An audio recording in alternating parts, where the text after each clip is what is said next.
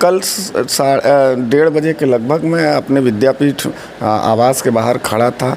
कई लोग झुंड में बना के आए, तमंचा लिए थे, चाकू लिए थे और हमले कर दिए हमारे ऊपर। क्या ये लड़ाई राजपूत बनाम दलित बनाम यादव हो चुकी है? नहीं, ऐसा कुछ तो नहीं है। ऐसा कुछ नहीं है।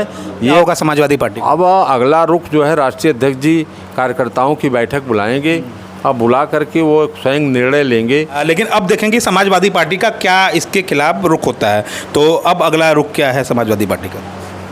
देखिए, समाजवादी पार्टी हमेशा समाज में जो है शांति, अमन, चैन कायम रहे, इसका जो है प्रयास करती है। और भारतीय जनता पार्टी जो है अपने कुछ लोगों को उकसा करके जिस तरह का प्रदर्शन उत्तर प्रदेश में करा रही है, जो घटनाएं हो रही हैं, जिससे साबित हो रहा है कि इस प्रदेश में लॉ एंड ऑर्डर नाम की कोई चीज़ नहीं है। आपने देखा होगा कल सोशल मीडिया पर जो खुलेआम तलवार और हथियार को लहराते हुए गाड़ियों से के ऊपर बैठ करके जिस तरह का लोगों ने प्रदर्शन किया, क्या वह कहीं से विसम्मत है? अगर विसम्मत नहीं है तो उनके खिलाफ कौन सी कार्रवाई की गई, कौन सी FIR दर्ज हुई? यह बहुत FIR तो हरीश मिश्रा जी पे दर्ज हुआ है। और नहीं, FIR तो उन पर हुआ जो जिनके खिलाफ जो है जिन पर हमला किया गया और हमला के डिफेंस में उन्होंने किसी की धरपकड़ की हो, उस पर जो है FIR इनके खिलाफ किया गया। जबकि कानून में यह व्यवस्था है कि अगर कोई हमला किसी के खिलाफ किया जाता है तो वह धारा BNS की धारा 109 में ऑफेंस माना जाएगा और 109 में जिसके खिलाफ ऑफेंस होगा उसको अधिकार है कि BNS की धारा 38 में वह जो है अपने बचाव में जो है दूसरे को भी जो है धक्का दे सकता है, मार पीट सकता है, अपने को बच सकता है, जो है प्राइवेट डिफेंस का अधिकार है। लेकिन उसमें भी वो मिश्रा जी के खिलाफ, हरीश मिश्रा जी के खिलाफ जो है FIR दर्ज किया गया। पुलिस ने एक अलग से और FIR दर्ज कर दिया। और सबसे बड़ी बात यह है कि FIR दर्ज हो रहा है पहले जो हमलावर हैं उनका, अब बाद में FIR दर्ज हो रहा है जिसके पर हमला हुआ है उसका। पुलिस किस तरह से डिफेंस कर रही है जो। और सबसे बड़ा गुनाहगार तो वहाँ का कोतवाल है। कौन सा कोतवाली है वो? शिगरा की। कि जब 5-6 दिन पहले से लगातार उन पर धमकी आ रही थी और उसकी सूचना उन्होंने दिया और उस सूचना के आधार पर अगर वह FIR दर्ज किए होते हमलावरों के खिलाफ तो ऐसी घटना ही नहीं घटित होती। उन्होंने उसको कोई संज्ञान नहीं लिया, जबकि मोबाइल पर जो है जो वो टेलीफोन बराबर धमकियां आ रही थी उसकी सूचना उनको दी गई थी। तो इस तरह से इस प्रदेश में कानून व्यवस्था पूरी तरह से ध्वस्त दिखाई दे रही है। यहाँ पर पूरी तरह से गुंडा राज कायम हो गया है जो है, और पूरी तरह से लगता है कि इस प्रदेश में जो है गृह युद्ध हो जाएगा। जो है जो स्थिति है, जिस तरह जाति और धर्म के नाम पर लोगों को तबाह किया जा रहा है, परेशान किया जा रहा है। बताइए, पहली बार ये कौन करणी सेना का नाम हम लोग सुने?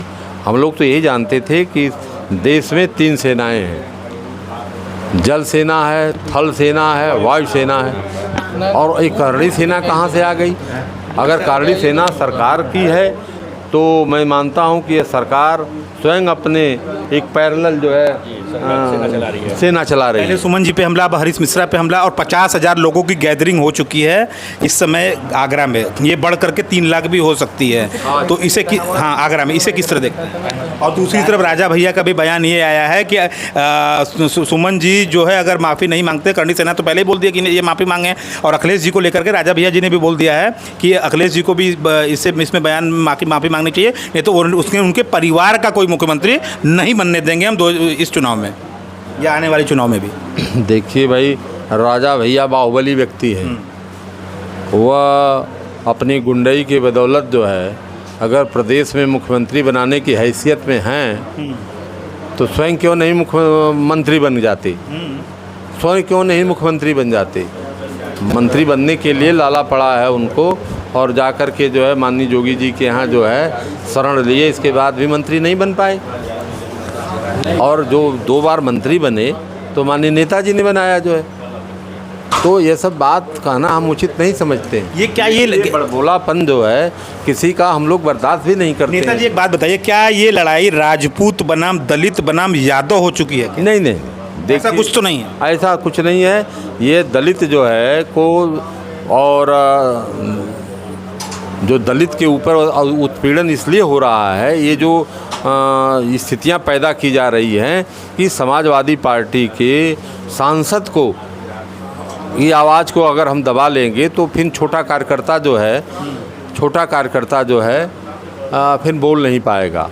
और रामजी लाल सुमन जी जो है अच्छे नेता हैं, पुराने नेता हैं, कद्दावर नेता हैं और वह दलित कास्ट से जो है बिलोंग करते हैं। तो उनको ये लोग कमज़ोर समझ करके जो है इस तरह का प्रदर्शन कर रहे हैं कि आइंदा फिर कभी कोई दलित जो है इस तरह की आवाज़ न उठा सके। ये इनका दमनकारी रवैया है और जो है कहीं से कॉन्स्टिट्यूशन और आईपीसी सीआरपीसी की कोई धारा जो है इसको सपोर्ट नहीं करती है। यादव जी, आप किस तरह के देखते हैं? देश में लोकतंत्र अभी बचा है, दिख रहा है? लोकतंत्र कहाँ बचा दिखाई दे रहा है आपको? जिस तरह से चुनाव में इन धांधली हो रही है, चुनाव में जैसे इनकी पुलिस जो है हथियार लहरा रही है, जिस तरह से पुलिस जो है रोक रही है जो है मतदाताओं को, न लोकतंत्र बचा है और न तो लॉ एंड ऑर्डर इस प्रदेश में कहीं। अगला रुख क्या होगा समाजवादी पार्टी? अब अगला रुख जो है राष्ट्रीय अध्यक्ष जी कार्यकर्ताओं की बैठक बुलाएंगे। अब बुला करके वो स्वयं निर्णय लेंगे।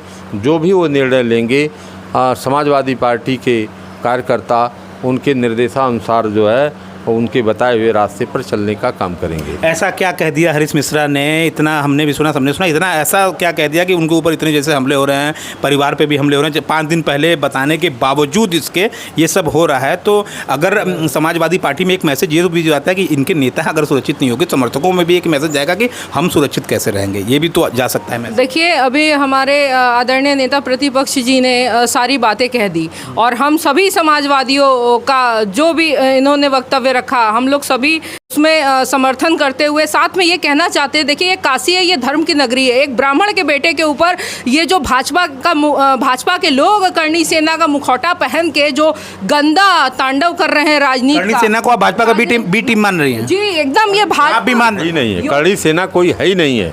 ये तो भाजपा का ही, हाँ, भाजपा के कार्यकर्ता हैं, ये उदंड हैं और वह जो है भाजपा के सरकार के उकसावे पर जो है ऐसा काम कर रहे हैं। कोई सेना यहाँ नहीं है।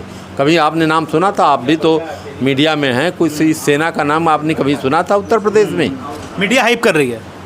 नहीं, मीडिया तो ज़्यादा उनको इंटेंशन दे रही है ना। नहीं, भाजपा द्वारा प्रायोजित है पूरा, ये भाजपा द्वारा प्रायोजित है। योगी आदित्यनाथ हिंदू मुस्लिम से अब हिंदुओं के बीच में हिंदू दलित हो गया है, क्योंकि ये सरकार फेल हो गई है। ये किसानों को बीज का उपज नहीं दे पा रही है, नौजवानों को मुद्दों पे बात क्यों नहीं बात नहीं दे पा रही ना। ये लड़ा रहे हैं एक दूसरे को, गरीबी हटाओ नहीं कर रही है, गरीबी को मिटाना चाह रहे हैं। इसलिए सरकार फेल हो गई है। और हमारे महबूब नेता अखिलेश यादव जी ने कह दिया है कि ये सरकार जितनी कर रही है इस पर पूरा भारतीय जनता पार्टी द्वारा प्रायोजित हो जा रहा है। ये अगला रुख समाजवादी पार्टी का क्या होगा? आप तो कैंट विधानसभा में आते हैं और घटना आपके ही विधानसभा में। देखिए, ये विधानसभा कैंट की है। आप सोचिए कि लंका पे, सिंह द्वार पे यहाँ का विधायक हमारे राष्ट्रीय अध्यक्ष का पुतला फूंक रहा है, तो पुलिस स्वतः संज्ञान लेके विपक्ष के ऊपर मुकदमे लाती है। उस समय विधायक से पुतला फूंकवाया जा रहा है और वहाँ पुलिस मूक दर्शक बन के तमाशा देख रही थी।